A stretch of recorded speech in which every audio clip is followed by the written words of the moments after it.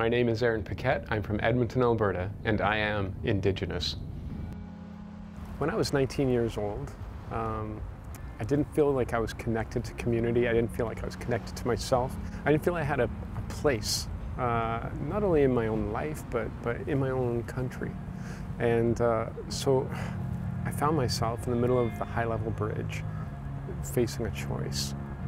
And the choice is one that a lot of Indigenous youth face. Like, do I stay here? Do I continue struggling? Do I continue with this pain? And do I continue with this feeling of not being a part of something? And as I closed my eyes on that bridge, faced with that choice, just on the brink of whether I was going to live or not, the sun started to rise. And I remember feeling this heat touch the top of my head and then my face. And I opened my eyes, and there it was, this beautiful sun in this beautiful morning. And in that moment, it's like I could hear the whisper of a loved one saying to me, "You're here to laugh." And I started to cry because I just felt all of that pain and angst and aloneness slip off my shoulders. And, you know, I didn't jump off that bridge, thank God, but I flew. And in that moment, my life became one of how do I serve other people? How do I make my life have meaning by giving back to other people? And that's what I started to do. It wasn't something overnight. It wasn't that one day I woke up and everything was great.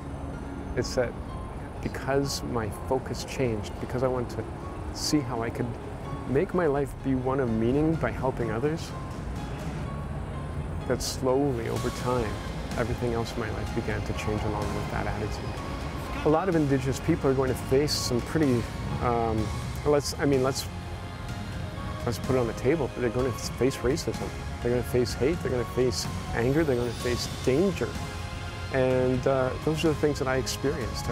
And when that's your reality, and you don't see anything else, and you don't see how it can change, you can't help but start feeling more and more lonely. So I started painting, and I painted my aunties, my cousins, my cookums, my nieces in this painting. If there's a socio-economic ladder in Canada, Indigenous women are at the bottom, and they're the ones who need a stronger voice, and they need allies. And what that's done for me is by choosing to serve my community in that way, I've been able to expand that to serve many communities. And my work, for me, has become a bridge.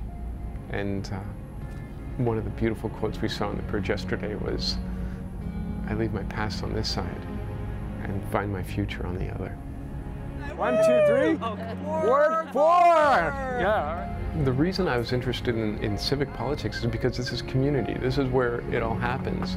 These are the decisions that affect all of us on a daily basis. And so if I want to serve my community, and I do, this seems like an ideal way to do it. And you know, my mom was a big organizer in the communities that we grew up in, and so I was raised with the idea that to serve your community, you're active in your community, you're a part of it.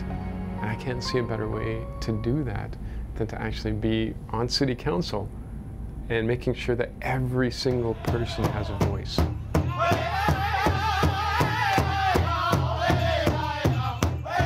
I love Aboriginal Day because what it does is it allows everyone to see who we are and to see that we're not so scary, we're not so different, that we're healthy, we're vibrant, we're finally thriving in this Canada. And it also shines a light on some of the negative things. So if you see all the beautiful things, which is great, you also have to kind of take a look at what's happening to our youth, what's happening to our children. Are they getting the education, the health care, you know, all of the different things, the stable home life that other Canadians enjoy? And if they're not, why not?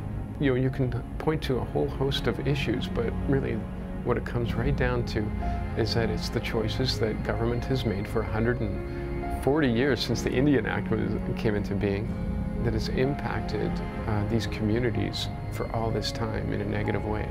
It's only now that things are starting to change, and you'll see that now Indigenous culture, Indigenous voices are starting to blossom and flower and explode across the Canadian societal fabric, and it's adding something beautiful to that.